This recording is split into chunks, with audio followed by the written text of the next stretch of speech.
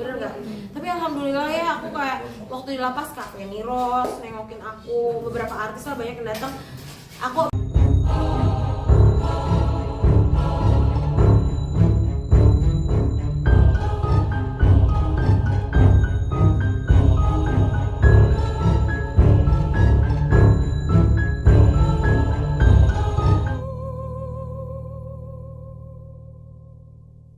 keluar dari pesantren seperti kami, apakah kembali beraktivitas dengan skincare-nya yang kemarin atau seperti apa sekarang? Atau berubah haluan?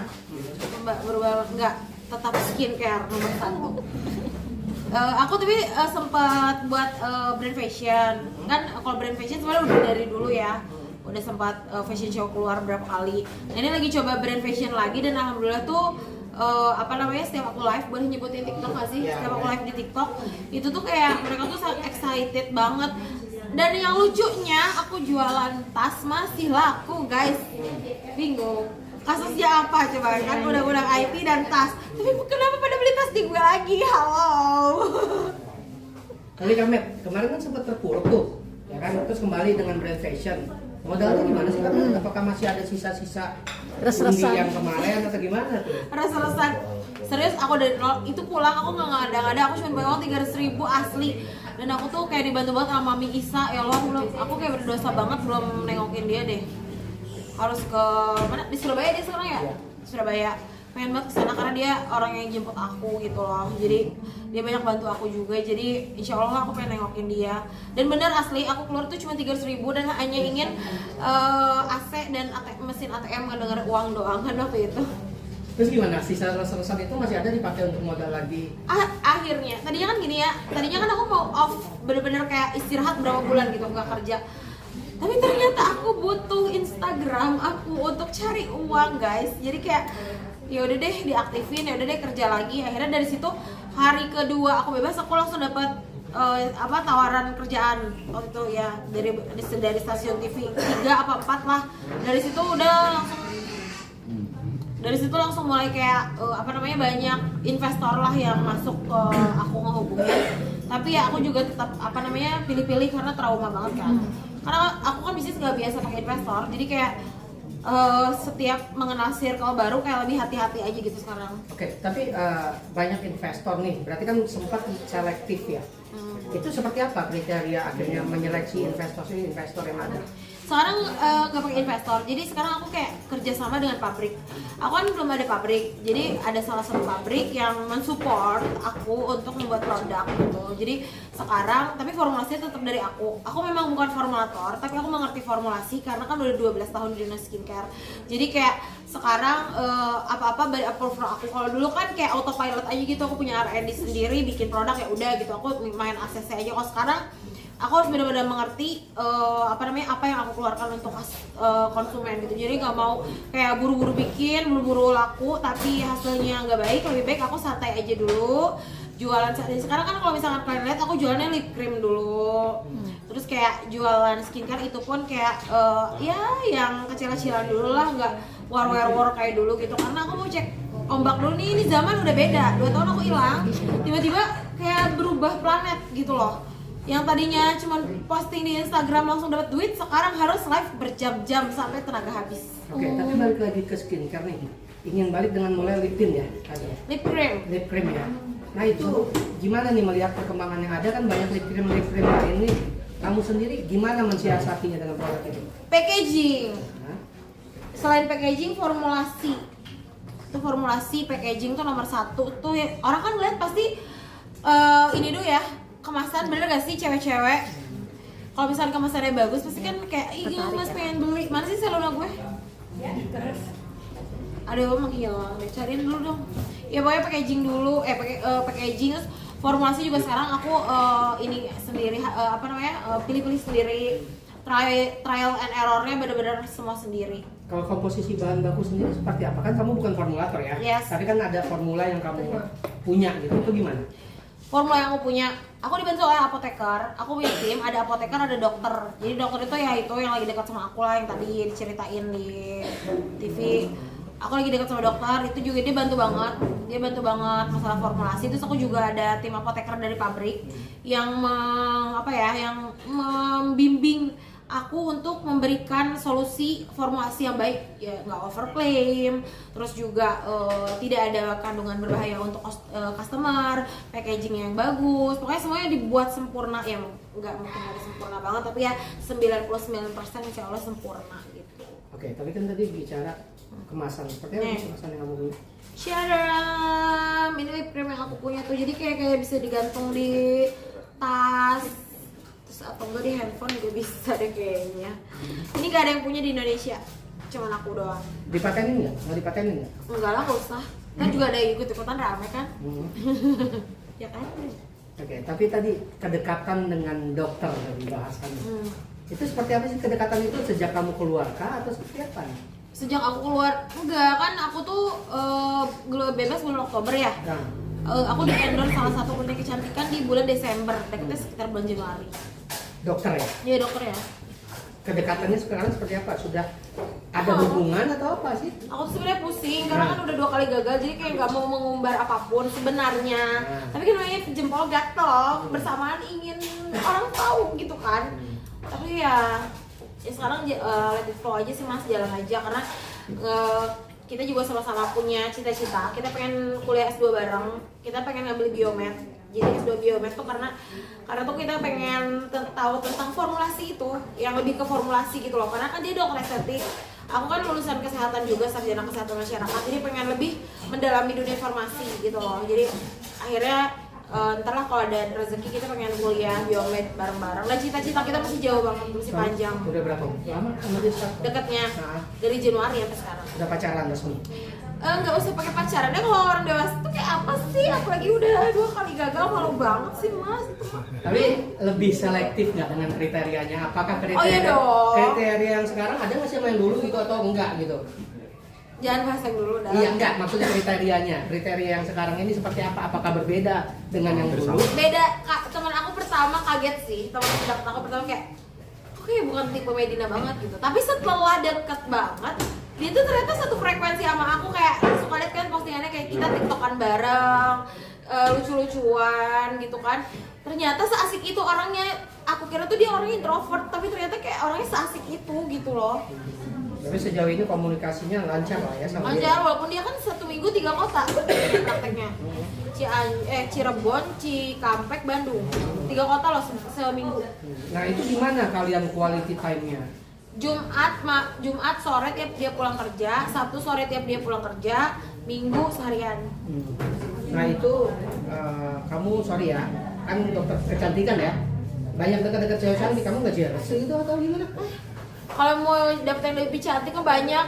Ada yang komen juga di Instagram aku, dokter Aga lebih cocok sama si A, sama si B, sama si C. Tapi kan ya udah namanya kitanya cuek-cuek aja, ya udah biarin aja. Orang mau ngomong apa di komen juga. Tapi sejauh ini ada omongan yang lebih serius nggak? Enggak dulu. Aku ingin merasakan pacaran lama. Seumur hidup kayak sebulan pacaran kewong, 2 bulan pacaran kewong, ya kan di Fairmont juga cerai. Tapi kenapa tuh gak pengen pacaran lama dulu? Maksudnya kan biasa pengen langsung tuh biasa gitu. Karena satu, aku kalau dari segi aku lebih ke traumanya banyak banget traumanya, mungkin nggak usah dijelasin lagi, trauma banget. Kedua, emang belum pernah selama hidup selama hidup aku belum pernah pacaran lama, cuman kayak 1,5 tahun itu ya. Tapi ya itu kan dulu zaman SMA. Sekarang aku belum pernah yang serius tuh kayak agak lama dulu mengenal sosok masing-masing gitu loh. Jadi jangan kayak udah ya cocok, udah gitu satu frekuensi, udah gitu satu misi visi nikah deh. Nggak mau, tidak mau ketiga kalinya, tidak mau amit-amit auzubillahi min dzalik. Tapi dia tidak peduli dengan masa lalu kamu. Enggak, sangat tidak peduli yang tadi. Dia tuh benar-benar kayak menganggap, katanya ada bahasa dia gini, ngomong semua ya ibarat kata semua masa lalu itu bisa dihapus dengan masa depan yang lebih baik gitu. Jadi kayak dia tidak peduli masa lalu aku. Coba, dia seorang dokter, adiknya juga dokter sama keluarga terpandang juga. Ya adik aku juga dokter sih, keluarga aku juga dokter. Cuman kayak aku kan beda, maksudnya beda dalam arti udah 2 kali gagal, keluar dari pesantren. Siapa sih? Aku sampai mikir keluar dari portir tuh kayak mikir siapa yang mau nerima gue sih setelah ini gitu. Keluarganya sih maksudnya ya ada. Karena kan sebelum sama dia aku sempat deket juga sama orang.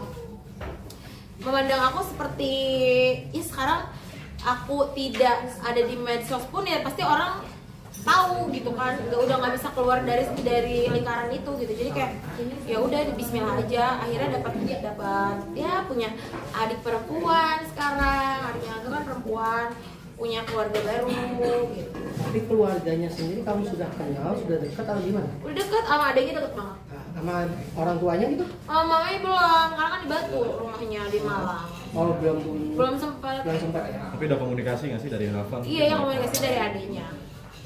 Karena adiknya di sana. Oke, Kak, kami kan banyak viral juga kan dekat sama yang sekarang kan viral mempertanyakan soal masa lalu. Apakah memang sudah kelar atau belum sih atau seperti apa sih? Udah, aku kan waktu itu memang sempat hilang berapa bulan kan. Hilang berapa bulan dari bulan Oktober sampai bulan Desember itu emang aku urus. Jadi kenapa nggak aku blow up? Aku tuh kasihan sama anak-anak aku. Apalagi yang kecil itu orangnya lebih ke ngerti gitu. Kalau adik kakaknya introvert ya, kayak tahu dan ngerti pun dipendam. Tapi kalau adanya tuh lebih ke apa ya? Merasa.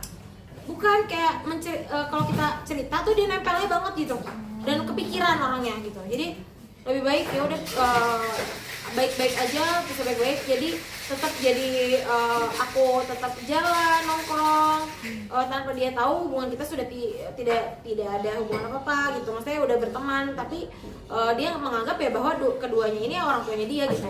Ya gitu. Jadi kayak ya udah aku kayak apa namanya? Yang penting fokusnya sekarang anak sama mencari uang lagi, uang banyak. Berarti final sudah resmi ya? Ya udah selesai. Kapan sih tahun kemarin? Desember lah, Desember awal. Desember awal berarti sudah ketok palu ya? Kak, pelajaran apa yang kamu dapat, Kak? Maksudnya dalam konteks ini, ketika kamu terpuruk, apakah banyak kawan-kawan yang menghilang?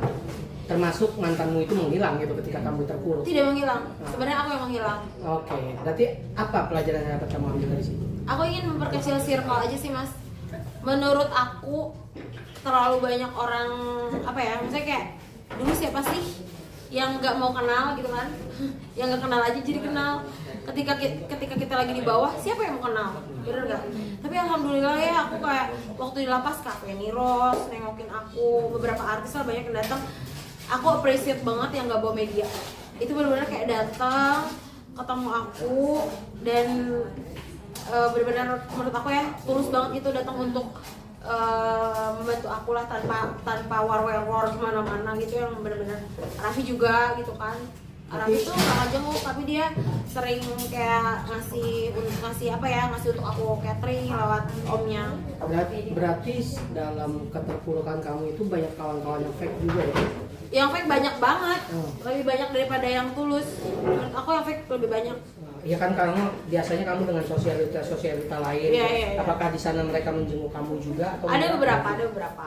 Tapi ada beberapa juga yang pas aku bebas, Beb sorry waktu itu aku nggak tahu kamu ditahan di mana. Tapi pas bebas tuh kayak udah, Beb gimana kabarnya, bla bla bla. Kan aku sering ngeposting DM yang ngucapin aku selamat udah bebas.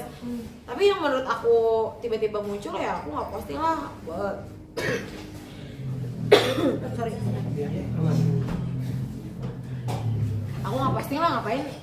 Paling juga cuman buat waktu itu pansos doang. Dan aku juga lagi senang bergaul dengan ibu-ibu aku di lapas gitu. Bukan betah ya di sana, tapi tuh menurut aku itu dunia yang nyata gitu loh. Berarti itu perkawanan yang pas menurut kamu lah ya, ketimbang yang dulu. Orang pertama yang aku bahagiakan itu mereka loh. Ingat gak waktu di Bound? Ikut gak? Yang di Senopati itu loh. Aku baru bebas, ada yang ikut gak? Itu kan ibu-ibu lapas yang aku ajak di karaokean itu. Itu mama lapas aku yang benar-benar ngebantu aku selama 2 tahun, membimbing aku di sana di dalam. Aku sakit, aku tantrum, aku bikin ulah apa segala macam. Mereka yang benar-benar cover aku. Jadi aku ingin membahagiakan mereka dulu sebelum ya keluarga aku juga ada yang datang. Maksudnya nomor 1 ya mereka dulu, karena mereka benar-benar apa ya, membuat tenaga aku tuh banyak di sana gitu. Tenaga dalam arti tenaga untuk kuat di sana. Tapi kamu sering berkunjung ke lapas juga nggak? Menemui kawan? Banget, sering banget. yang ke Jakarta. Hari ini juga kalau sempat mau ke sana udah kesorean tapi Tapi kan tadi tercetus nama Cafe Nirus dan Raffi Ahmad sendiri. Mungkin seperti apa sih supportnya mereka sendiri selain mungkin berkunjung apa? Kak Fendi tuh nggak bilang, pas kesana tuh nggak bilang, tiba-tiba datang, tiba-tiba hai, aku langsung kayak bengong gitu kayak seorang Kak Fendi Rus datang gitu kayak apa namanya scare itu gitu kayak gitu. Terus juga Kak Fitri Salutero juga sempat datang. Siapa lagi ya? Mami Isa sering, Mami Isa yang Support sering AA tuh kirim makanan gitu bisa. kirim uang. Kalau AA Raffi